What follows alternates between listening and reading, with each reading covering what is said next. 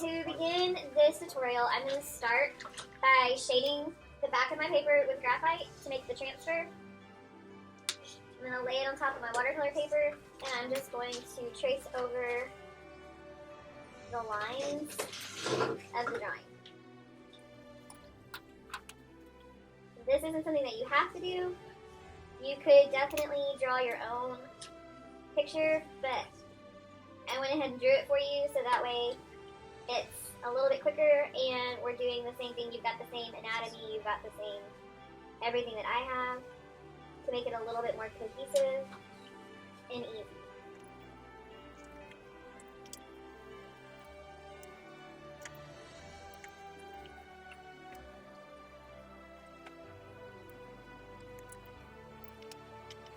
Okay, so now that we have a nice image draw, we're going to start watercoloring. So this is a black and white berry cow. So to begin, I'm going to make my black. If you want to use black straight out of your watercolor palette, you can. I like to make my own because I'm using the same colors throughout the picture, and so it creates better unity. But if you want to do the easy route and go with what's already there, you can. To make a nice dark black, what I would do is mix a green, a nice rich green, and then you're just going to add red to that, and that will get you black. The more pigment it has, the darker it is, just like what we talked about, not having white watercolor. And just using the paper to make it lighter, using more water. If you use more pigment, stronger contrast of paint, then you'll have a darker color.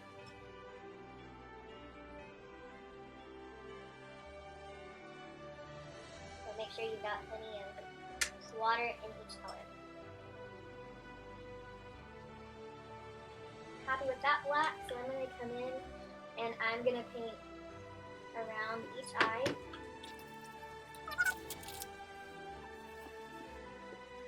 I'm going to leave the eyelid off for now and come back and do a layer. If you think back to our techniques we talked about yesterday, I talked about layering or glazing, and I'm going to come back and add a layer of black glaze to the eyelid. So I'm going to leave it off for now. That way this will end up being darker, and the eyelid will have more light, so it'll be lighter.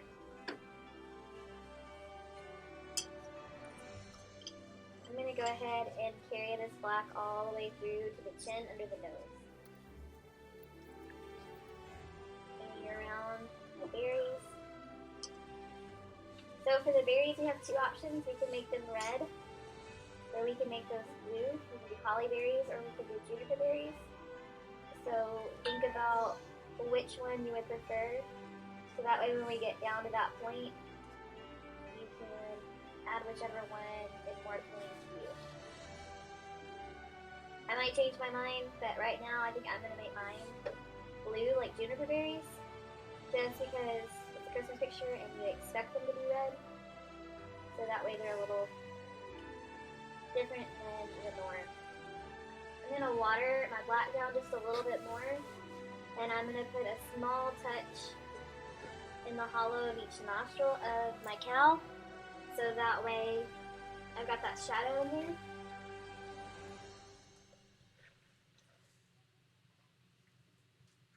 I'm also going to paint my ears.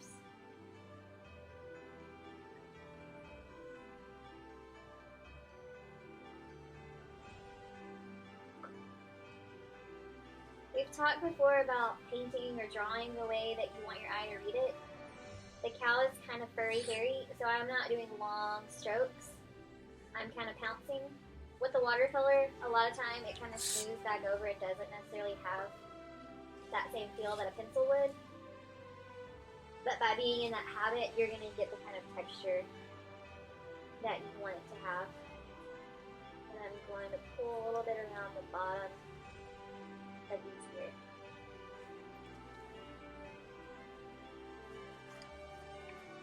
gonna take a little bit more of my black.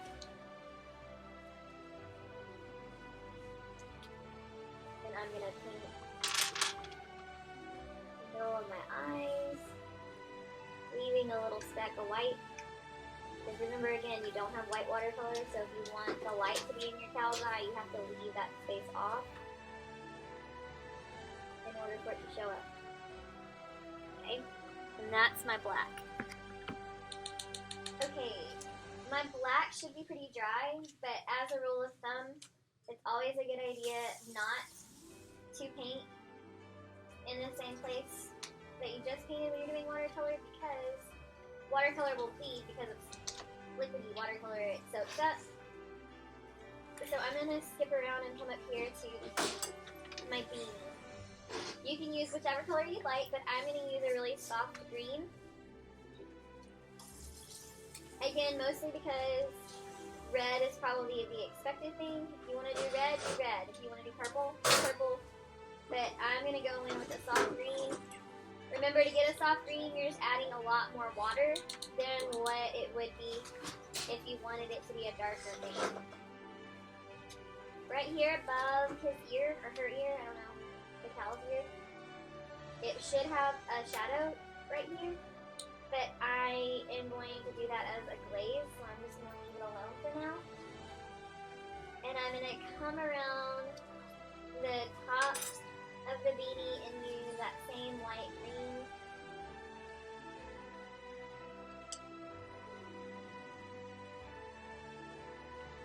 Yesterday we talked about a graduated wash. So I have that pigmented color, and now I just have clean water on my brush, and I'm just going to pull the water up so that way it's gradually getting lighter as it goes from the bottom to the top. And now I'm going to let that dry. I'm going to come in with a little bit more blue and my green, and I'm going to paint the pom-pom.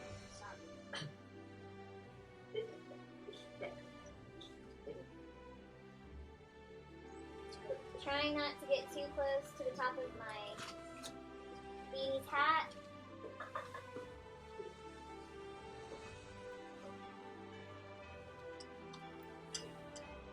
And then I'm going to take a little bit of rice and add a little bit of rice to that pom-pom for texture.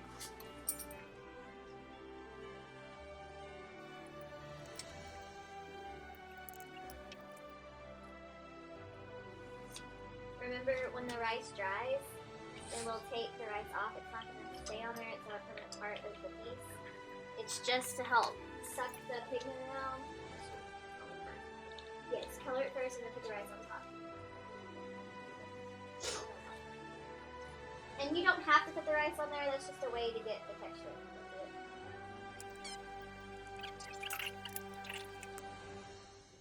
Now that I've got my beanie, I'm going to come in with a little bit of a darker green. Again, if you want to just use the green from your palette, you can, but by changing it up and having a little bit of a different shade in different places, you're showing a little bit more maturity in your artistic choices and reaching beyond like what Crayola gives you. So to do that, I would mix either some yellow and blue to make a green, or take the green from the palette and mix a little bit of red into it. Not much, just enough to make it not bright jungle fake green. And I'm going to come down here into the wreath around the cow's neck, and I'm going to start by creating long strokes in the juniper leaves. They have needles like Christmas tree or a pine tree, so it's one solid smooth stroke. When I was talking about the cow earlier, I told you that I was trying to do little choppy strokes because it's furry. This is the opposite of that. They're going to be long, smooth pieces. So that's what I'm trying to recreate in my brush strokes. Because it's watercolor, it doesn't always show up again like pencil or colored pencil or even acrylic. But it's just a good habit to do.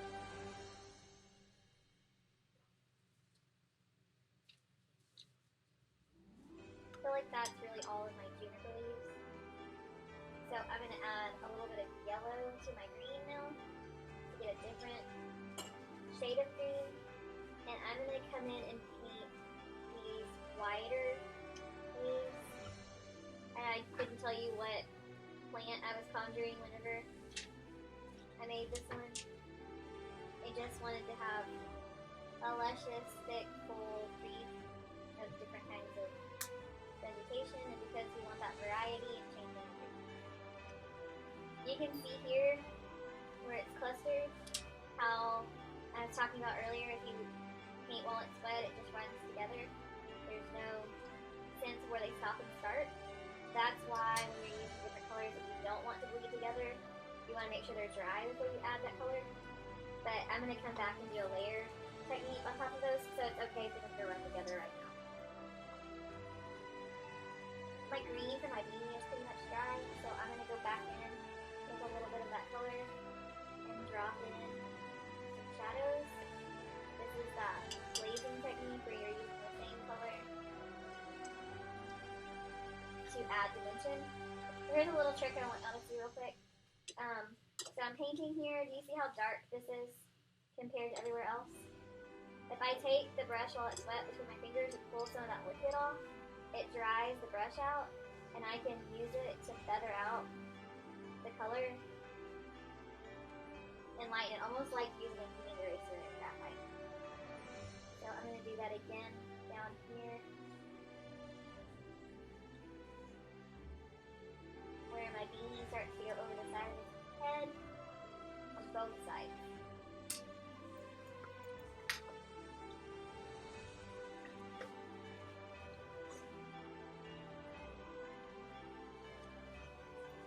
If you wanted to, you could definitely add some salt to the beanie, or if you wanted to get your white crayon and draw some lines on top of it now that it's colored, and go over that with another color, like a darker green or a blue or something as a layer.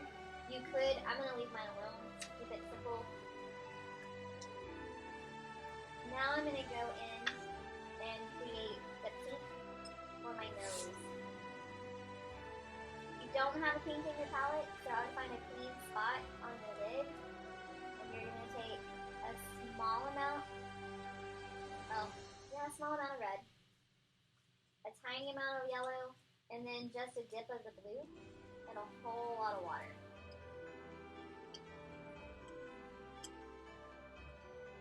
Because it's going to be a pinky peachish color. That's not going to happen if you have too much pigment, so you want a lot of water in there.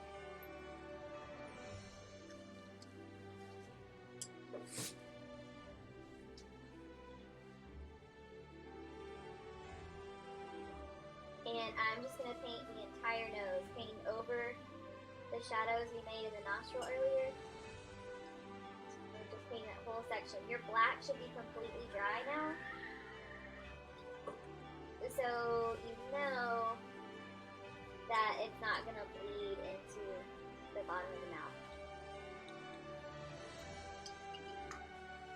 Oh, okay. Look up here real quick. Do you see how my green touched my pink and bled into it? I got it too close.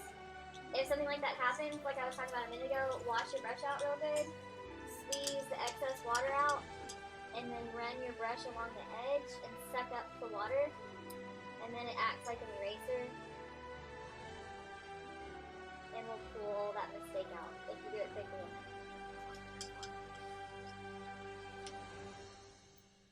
You can leave your ears white, but I think I'm going to take a little bit of this pink really watered down and brush it into the inside of my ears, just to give it a little bit of color. And I'm going to sit and let this dry so that way I can come back and add color to the inside of the cow's eye. So while I let the black of the eyelid dry so they don't run over each other, I'm going to come back and I'm going to work in my wreath.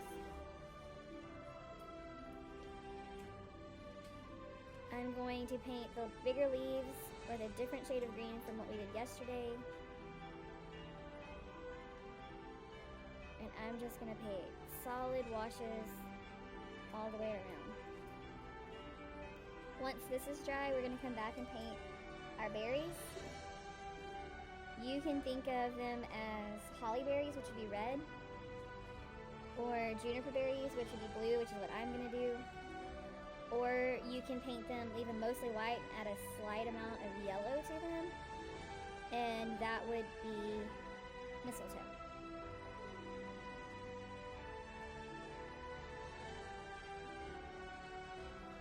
So a couple of different options. Whatever you feel like fits your cow best is totally fine to do.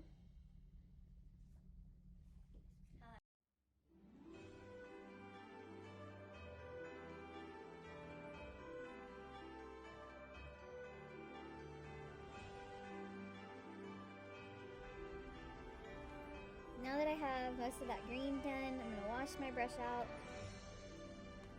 I'm gonna take the black from my ears and my eyes and my nose, not my nose, the rest of the cow, and I'm gonna water it down a whole lot. So that way I end up with a slight gray. Can y'all see that okay? I'm putting it right here between my eyes.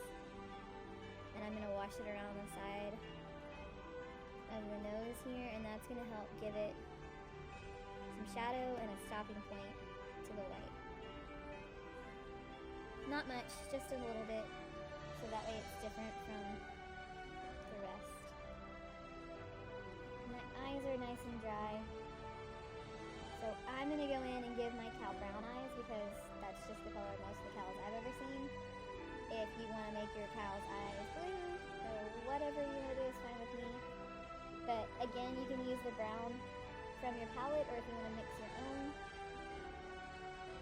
I'm going to make an orange using red and yellow and add a small amount of blue to it, and that will give me a nice warm brown. Don't forget, if you're going to leave that white spot in the cow's eye, to not paint over it.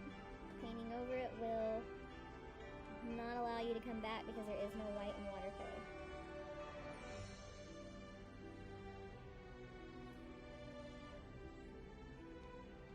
And don't forget, this is art class, this is an art project. If yours doesn't look exactly like mine, that doesn't make it wrong.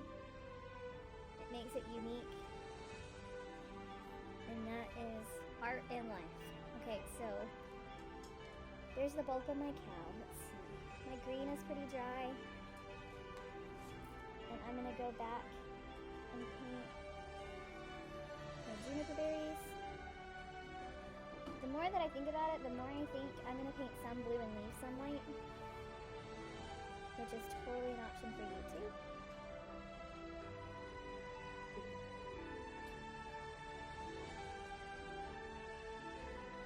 Right now, everything kind of looks a little disjointed.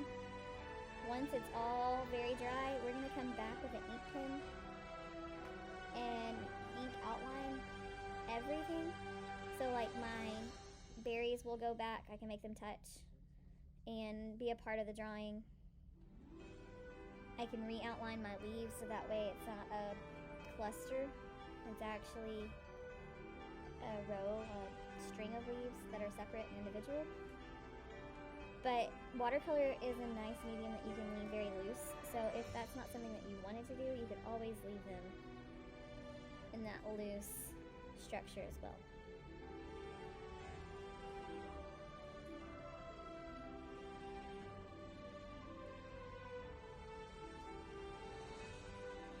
And I changed my mind, mostly because I forgot, and I'm going to paint all of them blue. But you could, like I said, have a variation of the kind of berries that you have in one picture.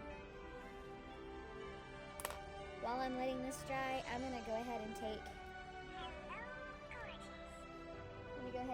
my pen, and I am going to outline my words that I have at the top. And it says warm wishes. If you didn't do that, that's okay. You can add it, you can leave it off. You can write a different message altogether if you want. But I'm just going to leave it. To finish this design, I'm going to go back and I'm going to add ink to all my important lines.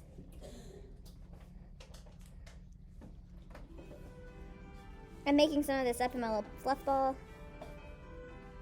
but that just adds to the character of the fluff. And then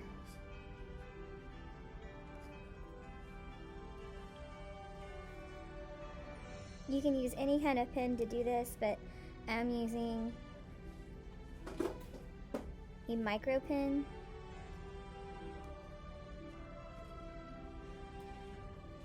Because my cow is gonna have fur. I'm not doing a solid line around the black here. I'm doing a broken line with little dashes. A nice solid ring for the nose. The nose here is smooth, so I'm gonna have a nice solid line there, and then I'm gonna go back to having a broken line around the outside.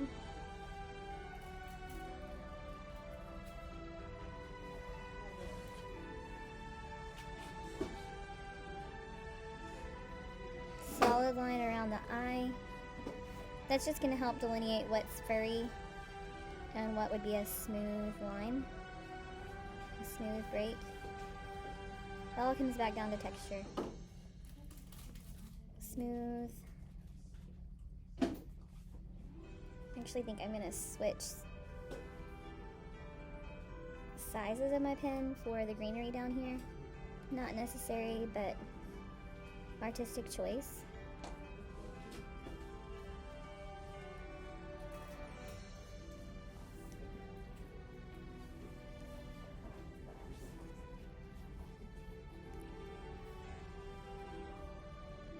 Maybe a couple of the greenery leaves just for consistency. And then I'm going to come back in with my smaller pen to finish. That's a little too small.